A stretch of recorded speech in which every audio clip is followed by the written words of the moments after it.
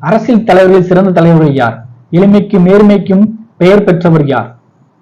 இறக்கும் தருவாயில் சில புத்தகங்களை சொத்தாக 130 ரூபாய் பணமும் சில 4 வேட்டி சட்டைகளை மட்டுமே வைத்திருந்தவர் தான். யார் அந்த தலைவர்? பச்சை தமிழர் என்றும், கல்வி வள்ளல் என்றும், தமிழ்நாட்டின் ரட்சகர் என்றும், தென்னாட்டின் காந்தி என்றும், கிங் மேக்கர் என்றும், பெற்றோரால் காமாட்சி என்றும், ராசா என்றும் அன்போடு அழைக்கப்பட்டவர் தான் பெருந்தலைவர் கர்ம வீரர் காமராஜர். சுமார் 9 ஆண்டுகாலம் தமிழ்நாட்டின் முதல்வராக பதவி வகித்தவர்.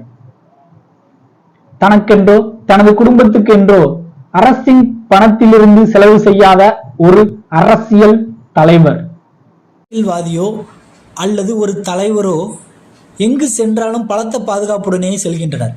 அதுவும் அரசு சிறப்பு சலுகைகளின் மூலம் அந்த பாதுகாப்புகளை பெற்றுக்கொண்டு வருகை புரிகின்றனர். அன்று பெருந்தலைவர் காமராஜர் எங்கு சென்றாலும் பாதுகாப்பு துறைகள் வர வேண்டாம் என்றும் அதற்காகும் செலவுகளை மக்களின் நலத்திட்டத்திற்கு கொடுத்து விடலாம் என்று அறிவுறுத்தியவர். மேலும் பொதுத்துறையும் பாதுகாப்புத்துறையும் மக்களுக்கானது, மக்களுக்கு சேவை செய்ய வேண்டுமே தவிர தனிநபருக்கோ நிறுவனங்களுக்கோ செயல்படக்கூடாது என்று அன்றே கண்டித்தவர்.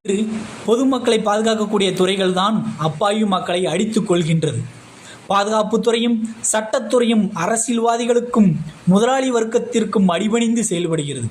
இதுதான் இன்றைய தற்போதைய நிலையாக இருக்கிறது.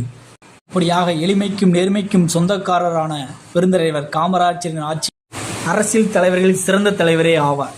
இன்று இவரது பிறந்த நாளை கல்வியின் வளர்ச்சி நாளாக மட்டும் பார்க்காமல் அரசியல் தலைவர்களுக்கு முன்னுதாரணமாகவும் அரசியல் தலைவர்கள் எப்படி இருக்க வேண்டும்